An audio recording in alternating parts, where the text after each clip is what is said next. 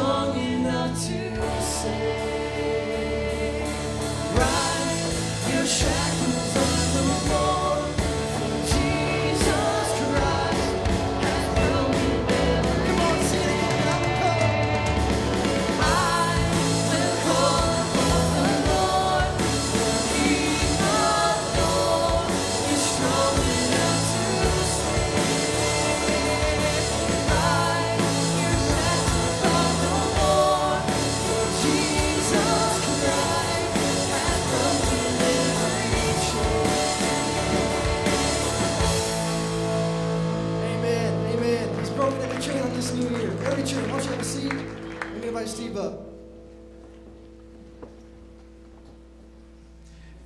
Hey, I want to remind you of a few things. Glad you're here. And by the way, whoever is responsible, I want to thank them that it's not 13 below zero this morning. You just, you kind of don't have to be a popsicle quite so much.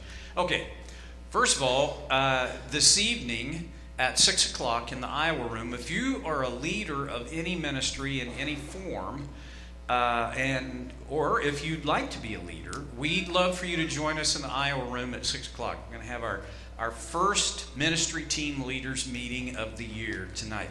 I'd like to see you there. No refreshments, just coffee. You're on your own if you want something more than that.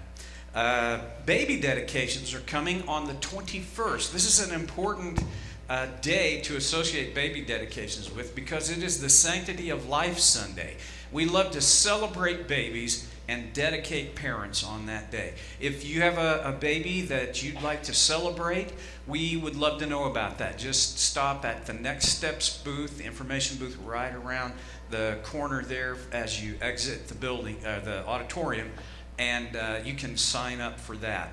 Women's Night is coming on the 25th from 6:30 to 8 p.m. They're going to be talking about streamlining your morning routine. I may have to put on a wig and show up for that because I got a bad morning routine, needs some streamlining. We're thankful that we get to gather as God's family, and one of the things that we get to do as God's family is to be generous with the stuff He's put in our care to steward. And so as a part of our worship every week, we receive an offering. So I'm going to ask the guys to step forward and who are designated for that. And don't forget that whatever you place in the offering, it doesn't stay here. Lots of it goes out and goes around the globe, in fact.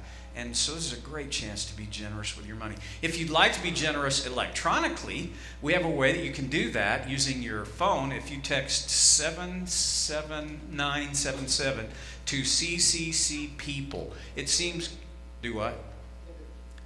Oh, CCC People to 7797. Don't, just ignore the man on the stage. I have no idea what's going on. Just know we have a way of giving by your phone. Don't ask me what it is, but there's a way. We're going to pray. Get me off the stage, for crying out loud. Lord, this is a privilege that we take for granted sometimes, that we get to be generous, that you've put resources in our care. You've entrusted us with goods and money and stuff, and we're grateful. And out of that gratitude, we give with joy in our hearts. Now, please take this offering and make it do more than any human being could make it do, to meet needs, draw people to you. Our goal, the main thing for us, is to love you and love people and help people know the love of Christ, in whose name we pray. Amen.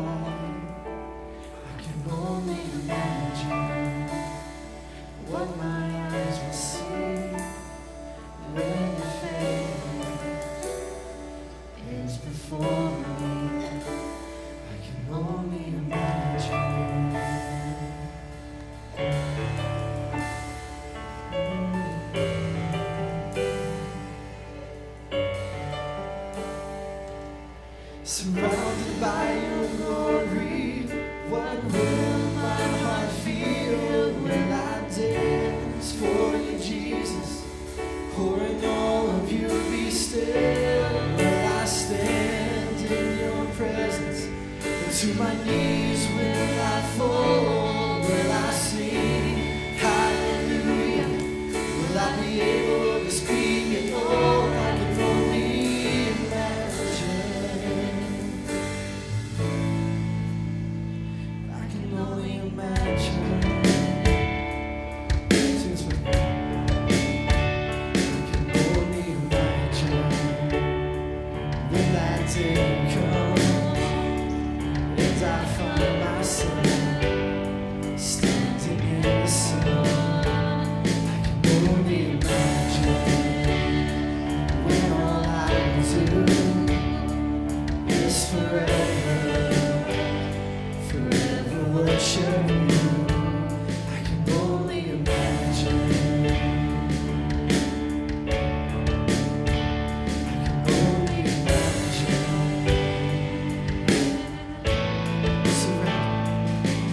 Surrounded by your glory, what will my heart feel? Will I dance for you, Jesus? Or in all of you be still? Will I stand in your presence? To my knees will I fall? Will I sing hallelujah? Will I be able to speak at all? I can only imagine. I can only imagine. I can only imagine. I can only imagine.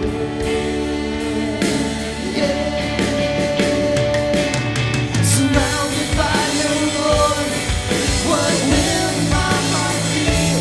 Will I dance for you, Jesus? Or in all of you be still? Will I stand in your presence? To my knees will I fall? Will I sing hallelujah? Will I be able to speak at all? I can only imagine. I can only imagine. I can only imagine. I can only imagine. I can only imagine. I can only imagine. I can only imagine when all I will do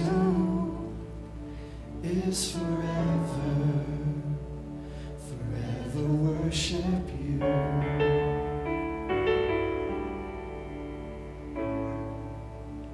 I can only imagine. Amen.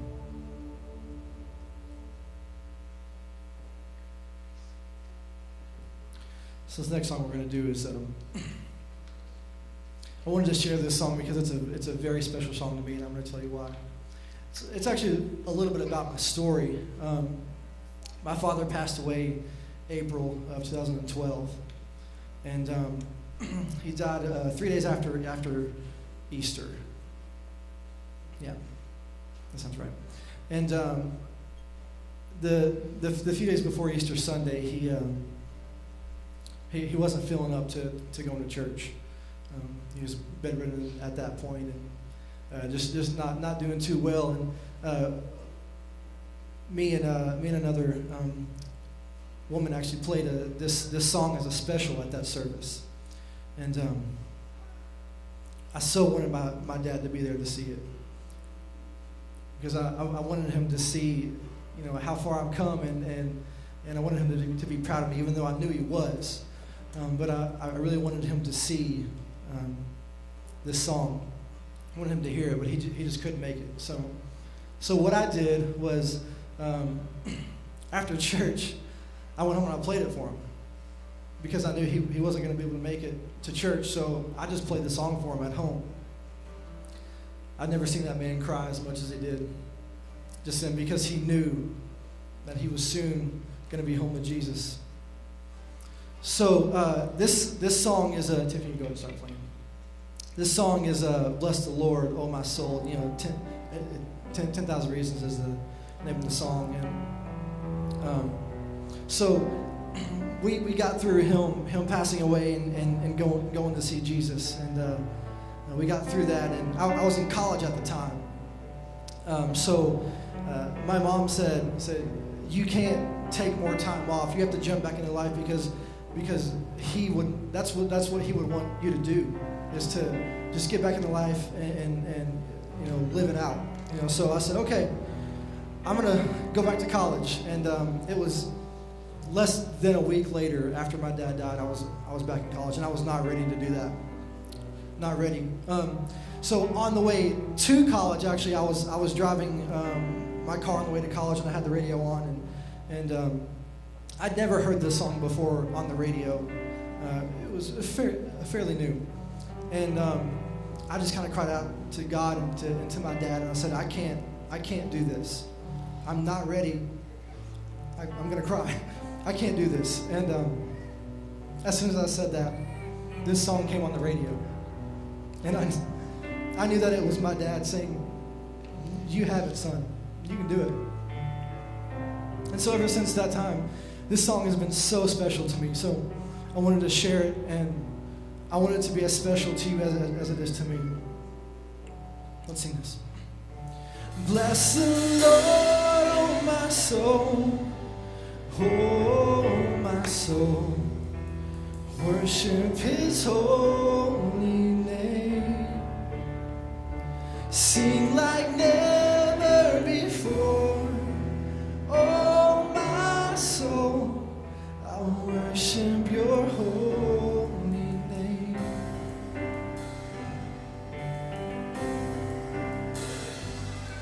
The sun comes up, it's a new day dawning.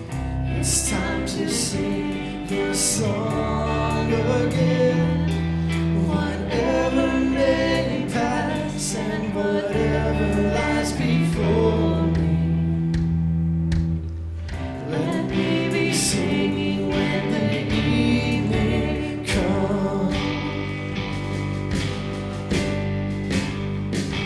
Bless the Lord, oh my soul, oh my soul.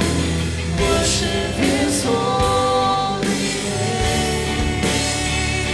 Sing like never before, oh my soul. I'll worship Your holy name.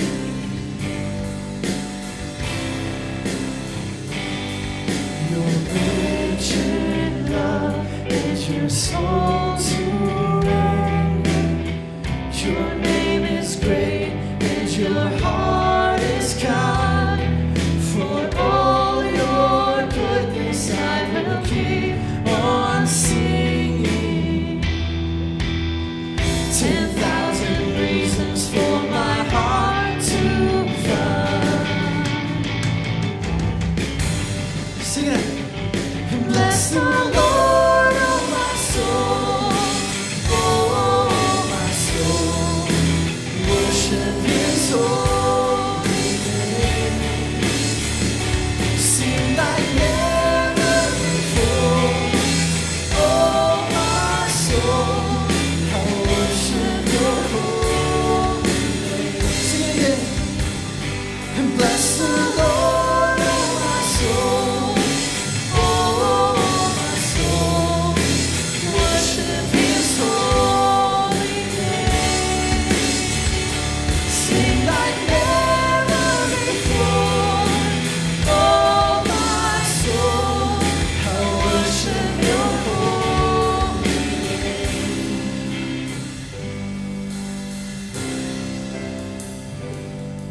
And on that day when my strength is failing, the end draws near and my time has come. Still my soul will sing Your praise unending. 10,000 years and then forever. Forevermore.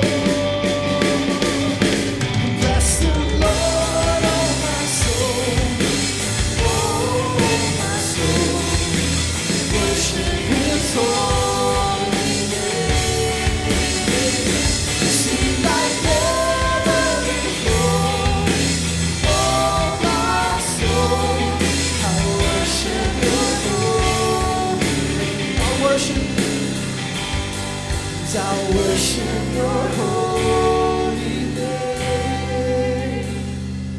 God, I worship your holy name. Pray with me. God, we worship you this morning. We worship you with our lives. We worship you with our words, with our actions. You're an amazing God. We love you so much. Be here with Steve as he preaches your word. Allow us to hear truth. We love you so much. In Jesus' name I pray. Amen. You can have a seat. You're talking about the magazine articles and about money and stuff, and I know for maybe this hasn't been your experience, but from my experience and that of many other men and women in stand-up comedy, they work for years and years and years, literally just making pennies, and then all of a sudden you hit it big and your paychecks increase enormously. Yeah. And is that any kind of pressure, any kind of problem for you? Do you? I'm completely all right with that. It seems to have. I seem to have relaxed into it nicely. Now, it's a bit of pressure. I noticed that it changes you in little ways. Like it's changed the way I laugh at parties. Oh, really? I used to go, that's really funny. You know, now I go, oh! Oh, oh, beautiful!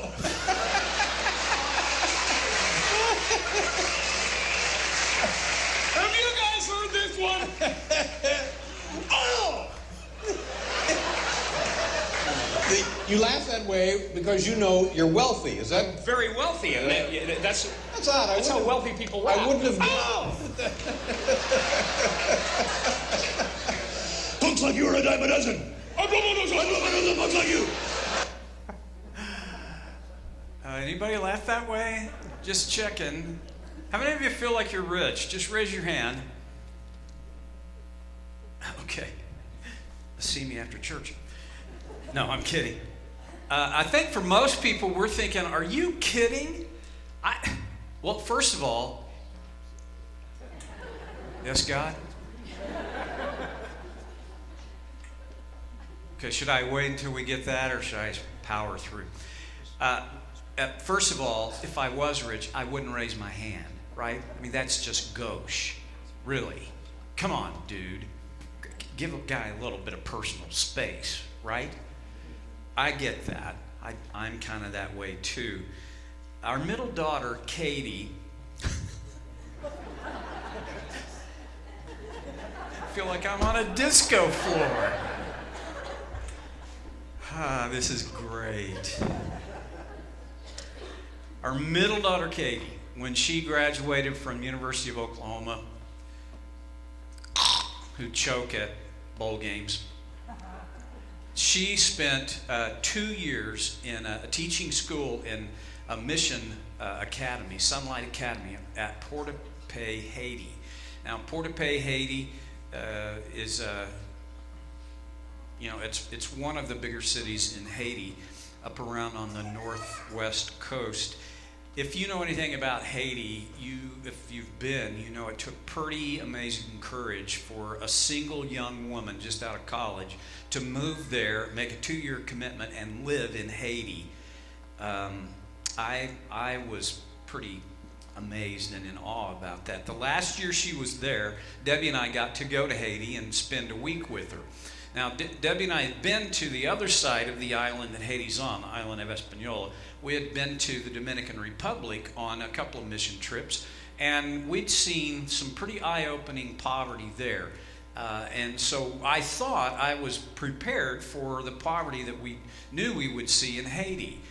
I can't speak for Debbie, but I'll tell you for myself, I was not prepared for the squalor that we saw in Haiti. The poverty and I don't know a better word, the squalor that there cannot be overstated. How many people have been to Haiti? Just raise your hand. And I think we can all attest this. Even if you spend most of your time in a compound somewhere, what I saw in Haiti was absolutely eye-opening. Back then, it was not politically incorrect to call those third world countries, But boy, a third world country, you can call it emerging if you want to, but it's a tough place. You go to the worst part of any big city in America, Los Angeles, Chicago, Atlanta, go to the worst part of that city and you are not going to see the kind of poverty that you see on every hand in Haiti. These pictures can't do it justice. Hurricanes and earthquakes have made everything worse. The infrastructure there is horrible. The only thing that props it up is that a portion of the foreign aid money that goes there is thrown into that, but not by any means enough to make it happen, because the country runs on graft. The average yearly income for a Haitian family is $409. I want you to think about that for a minute. $409 per year per household. Now, if you do a little simple math, it stinks even worse, because if you divide that by 12 and get a monthly income, it comes out to $34.08 a month.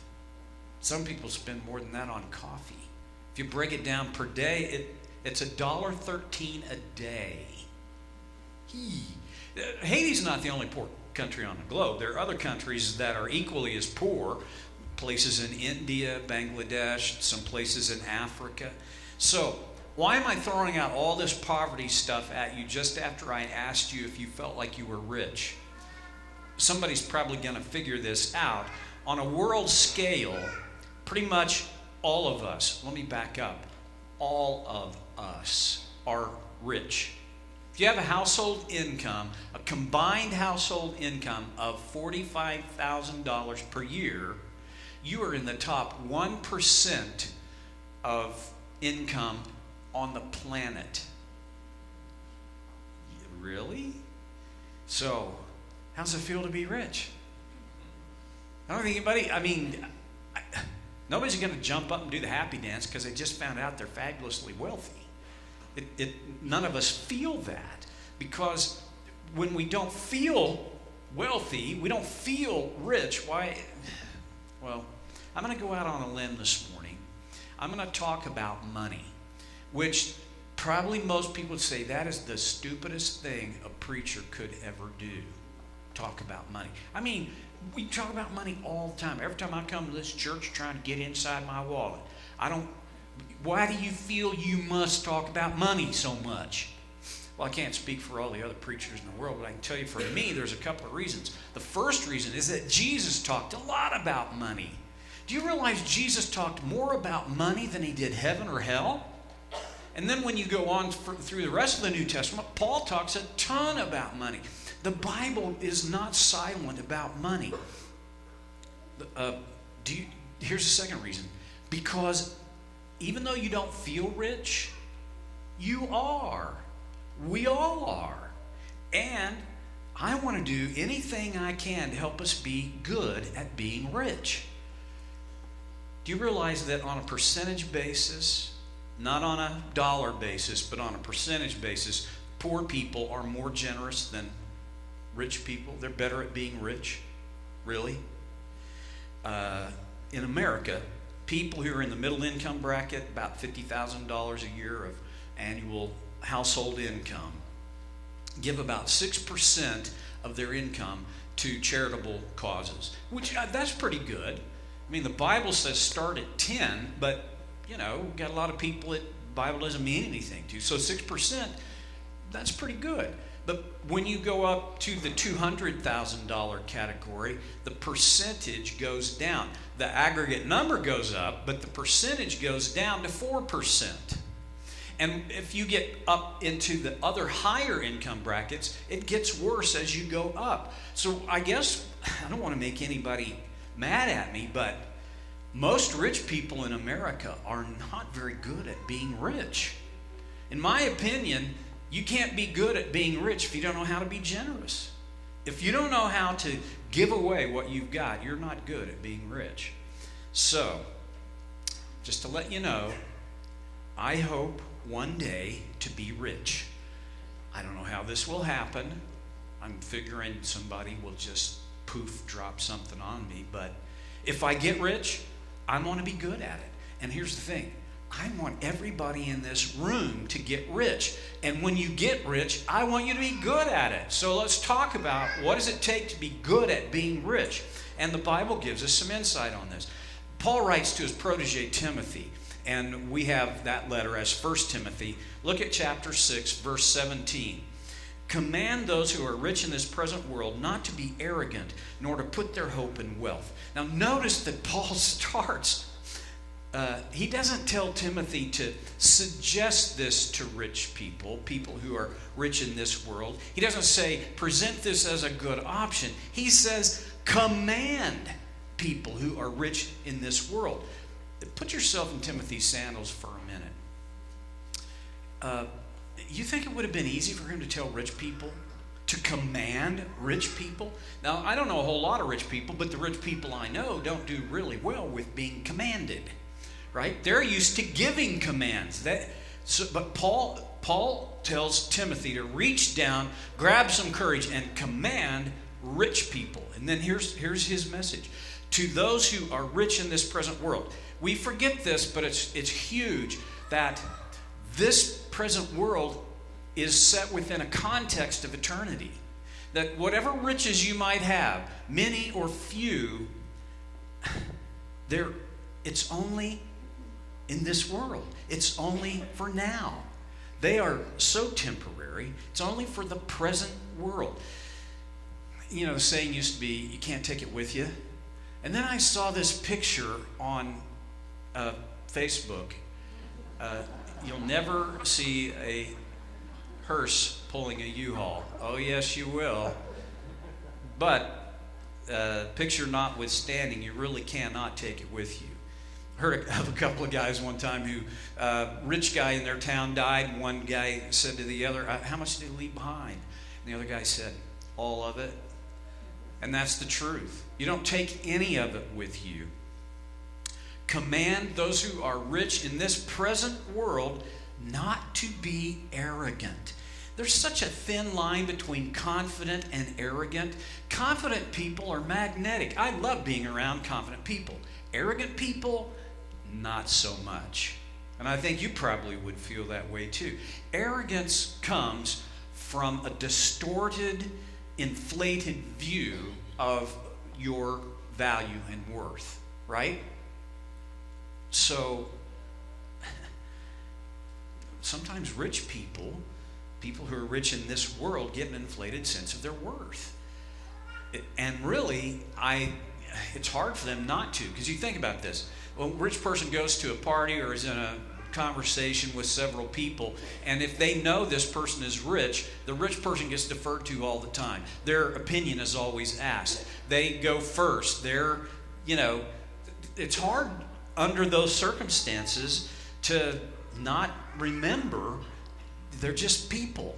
They're just mud, really, in the grand scheme of things. When a rich person is in that conversation, they get constantly drawn in as the authority.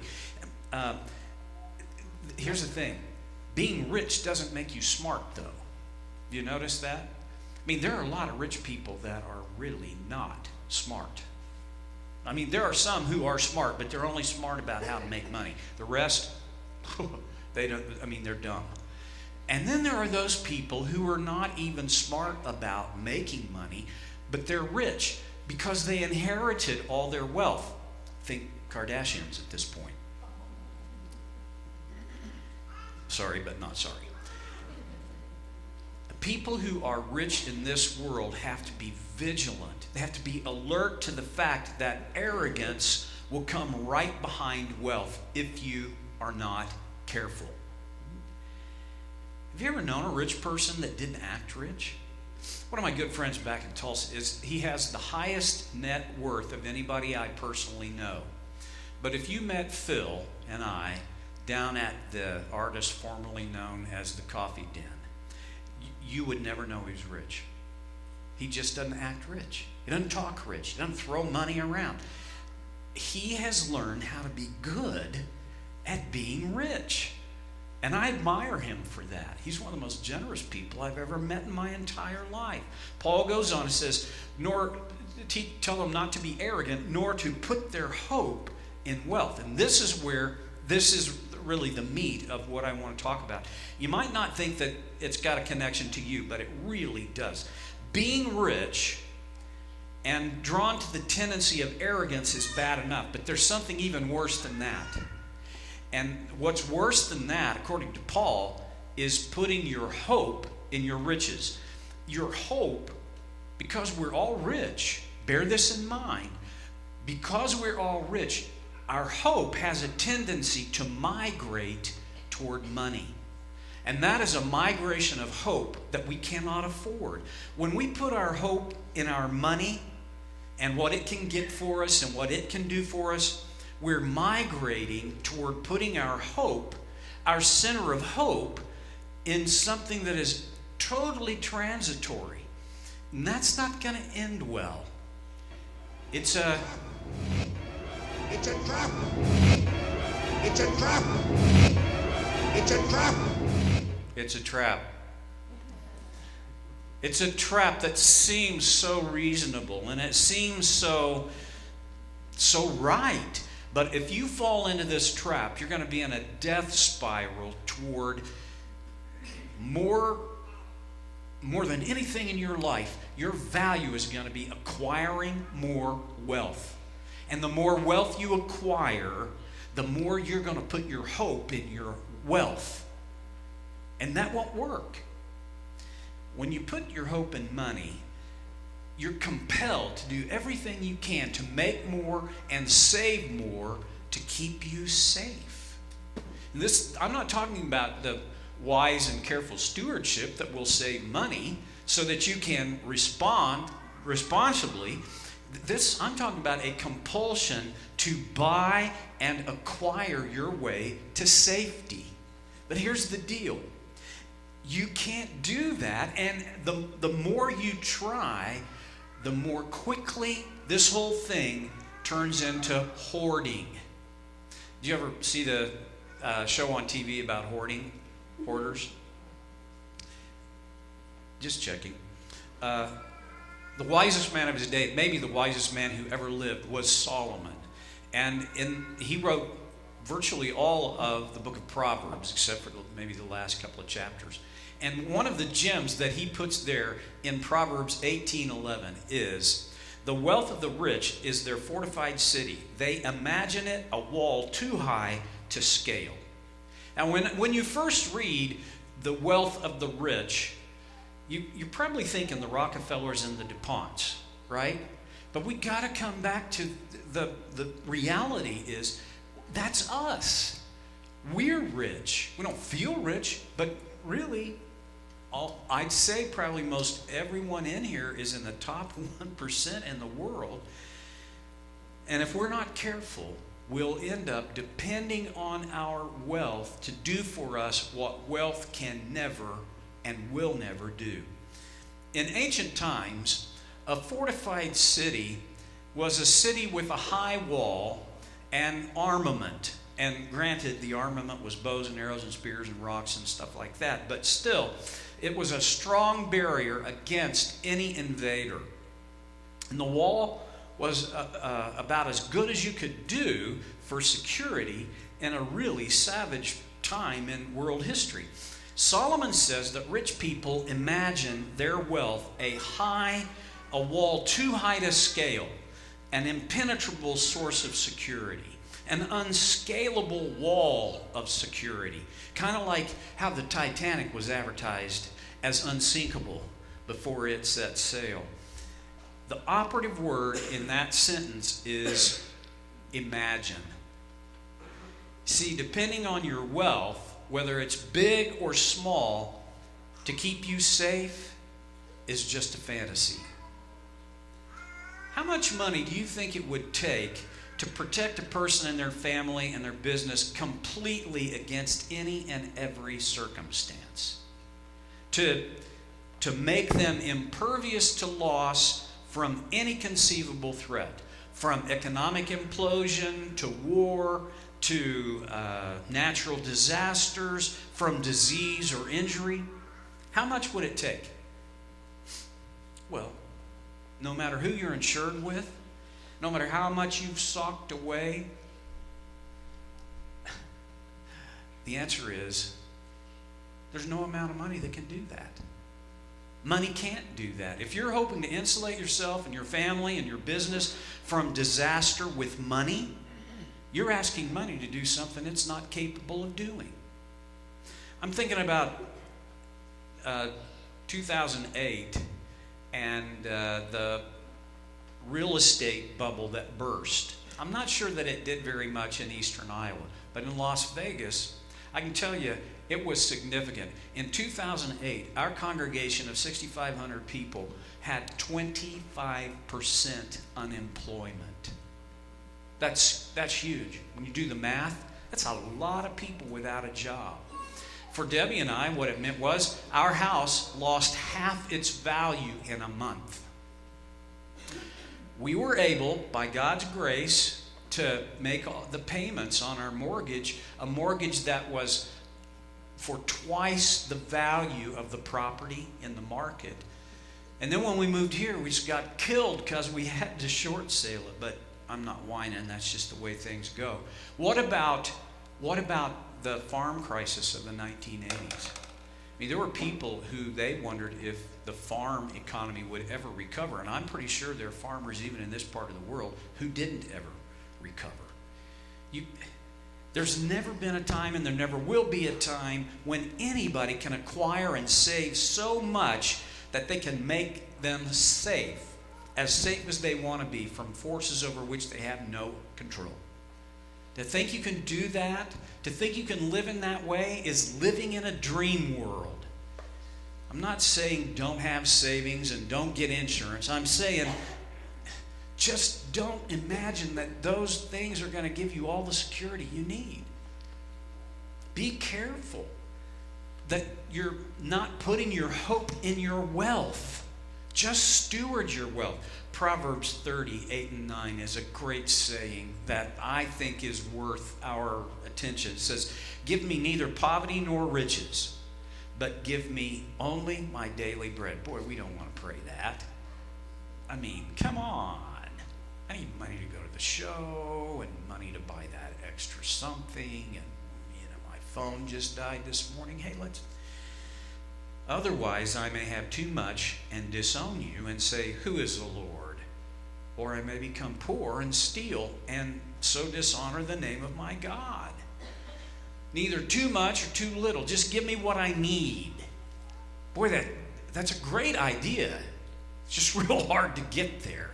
Let's go back to our primary text in 1 Timothy 6. "Command those who are rich in this present world not to be arrogant, nor to put their hope in wealth, which is so uncertain." Wealth of any kind is so uncertain. I once heard a rich guy say, "Money talks." I heard it once. It said, "Goodbye." That's my experience too. No matter how much money you've got, you can only spend it once, right? And then it's gone. And it'll never buy you the things that you want most. I don't care how much money you've got. It'll never buy you genuine love and affection from an estranged spouse or from a prodigal child. It'll never buy you out of a fatal disease. It'll never buy you out of chronic depression. It will never buy you out of a horrible marriage as much as you think it will. It can't make your family truly holy and truly happy. Money can't do that. The only thing that can do that isn't a thing, it's a person. And that's what Paul says next. But to put their hope in God. This is the antidote to the slide into migration of hope, where our hope migrates to money. This is the full and total antidote. There's an interesting thing about this. Paul writes to put your hope in God. Now, that suggests that you have to intentionally place it there. Have you ever tried to keep a puppy in one spot at one time? You have to keep putting it back and putting it back and putting it back. That's what our hope, put your hope in God. Sometimes, I'm just talking out of my own experience, 100 times a day sometimes, I've got to put my hope in God. And the reason that God through Paul says this is because left to ourselves, humans are always going to end up trusting in our own resources, what we can see, what we think we can get for ourselves, or what somebody else can do to protect us and make us safe from any and every circumstance. And it comes down to the fact that you're going to put your hope in something. We all will. Just make sure you're putting your hope in the right thing. Don't put your hope in money, that is so unsure, but put your hope in God. And then Paul goes on, God who richly provides us with everything. Wow. God is our provider. Just don't get hooked on being more focused on the provision than on the provider. It's easy to do. We get more excited about the gift than the giver. And if we're not careful, our focus will be on the provision, not the provider. And that's a bad place to live. Almost all of us can end up caring more about what we get than who gave it to us. Really, when we do that, that's just a version of putting our hope in money that's so uncertain. But before you think Paul's trying to put us in a spiritual straitjacket, right? Take a look at why Paul says God richly provides us with everything. For our enjoyment. Really? I thought God was up there tisking at me about everything I like. As though if you like it, it's not good. Like the diet I'm supposed to be on. If you like it, can't have it. I thought he was just an eternal killjoy up in the heavens going, don't do that. Stop that. Don't. See, enjoyment is a matter of appetites being satisfied in some measure. And appetites, there are two kinds of appetites. There are just kind of our innate, inborn maybe appetites. Like I have an innate appetite that the first time I tasted ice cream and Tootsie Pops and corn, I just liked them automatically, right? And then there's cultivated appetites. Broccoli, spinach, asparagus. I'm still not there with asparagus. But you have to cultivate those appetites for what are good. But when you do cultivate them and you have something in that category, what do you get? You get enjoyment, right? I actually enjoy broccoli salad. I know, I fell off my chair when I realized it too. It's crazy, but I get enjoyment from it because I've cultivated an appetite for it. See, God intends for us to enjoy what He provides, but for us to do that, we have to cultivate an appetite for what He will provide. This little part of that verse, that it's for our enjoyment, is not a MasterCard with no limit, so that we get every little thing our heart desires. If you want it, you should get it. You should have it because God wants you happy. No. It doesn't work that way, and you're smart. You know that. But the opposite of that isn't true either. You like it? No more for you. See, when you go to those two extremes, you set yourself up for a failure.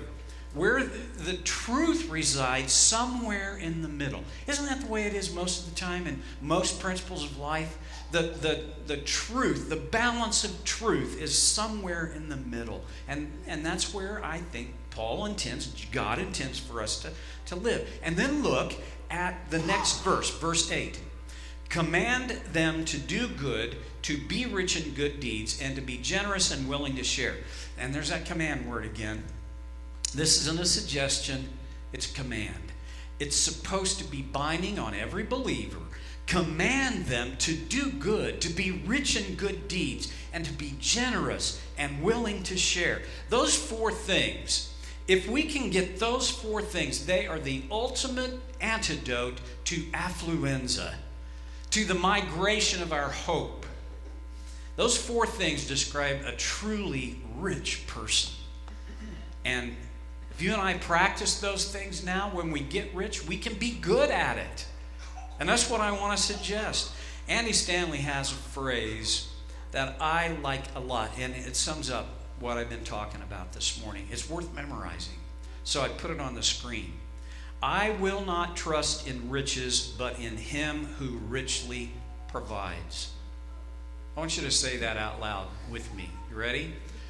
I will not trust in riches, but in him who richly provides. Okay, it didn't sound very convincing.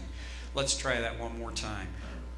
I will not trust in riches, but in him who richly provides. I want this to get sunk in our memory, so I want you to do this with apologies to 13-year-old girls. I want you to do this kind of like a 13-year-old girl. I will not trust in riches, but in him who richly provides. Okay, ready? I want to see. You can do this. Come on. I will not trust in riches. Yeah. But in him who richly provides. You know what?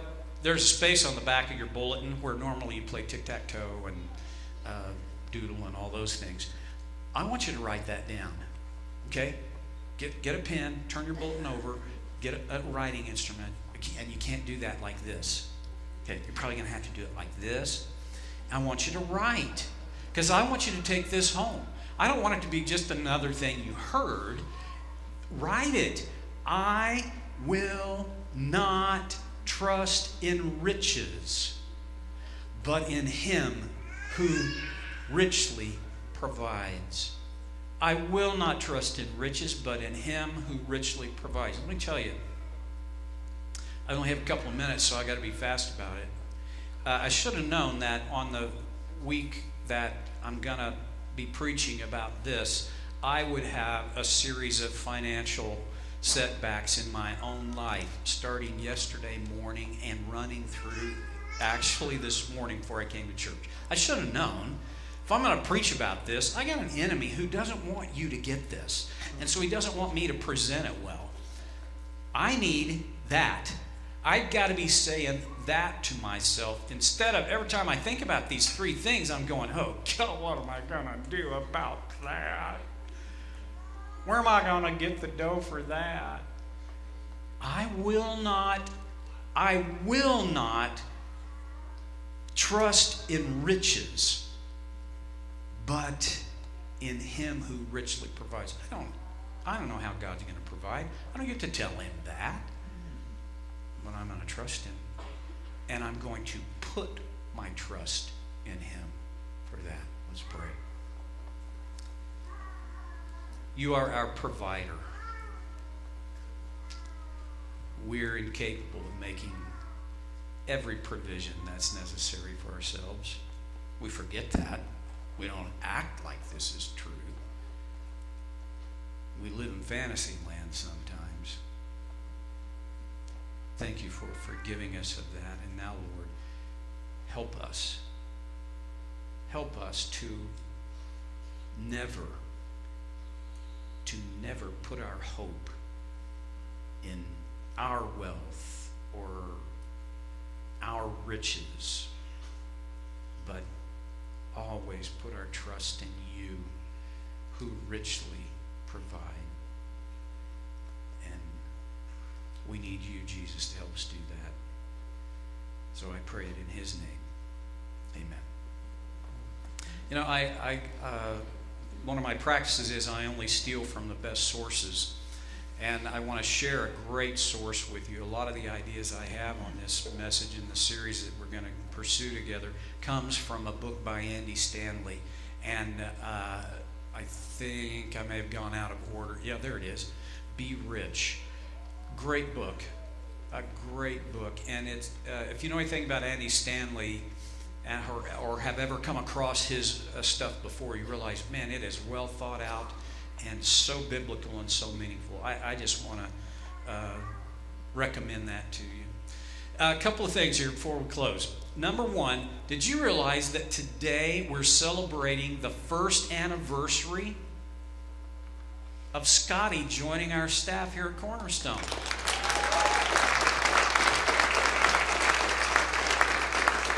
In fact, when he and Rachel came out to look us over and for us to look them over, last January, wasn't that when?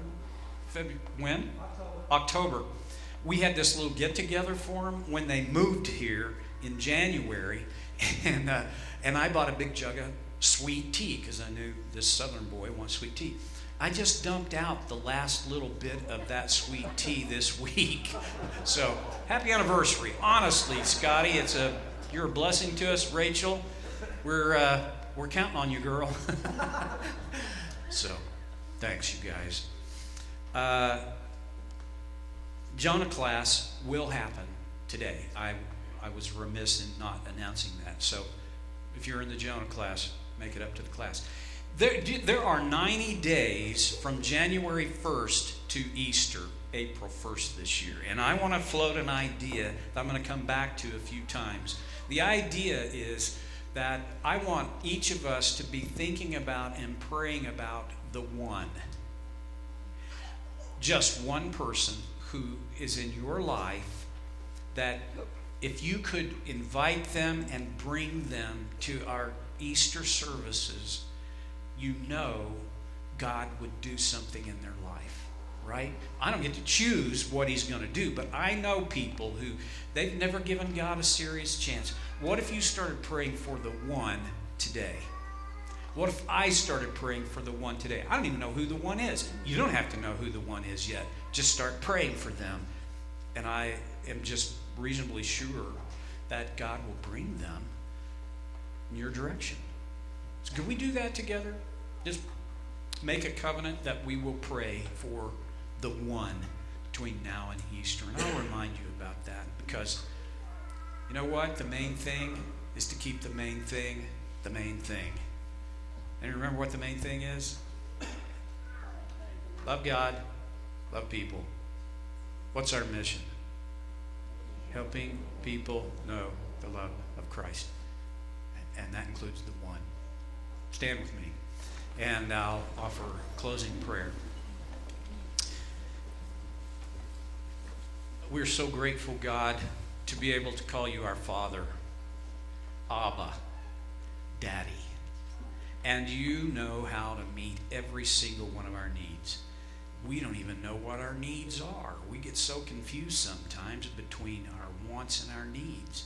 But thank you that you don't withhold because we're not very bright sometimes. You just keep loving and providing and wooing us into a deeper walk with you. Thank you for that. And as we leave this place, I want us to be contagious. I want us to be good, rich people, contagious with the grace of Jesus.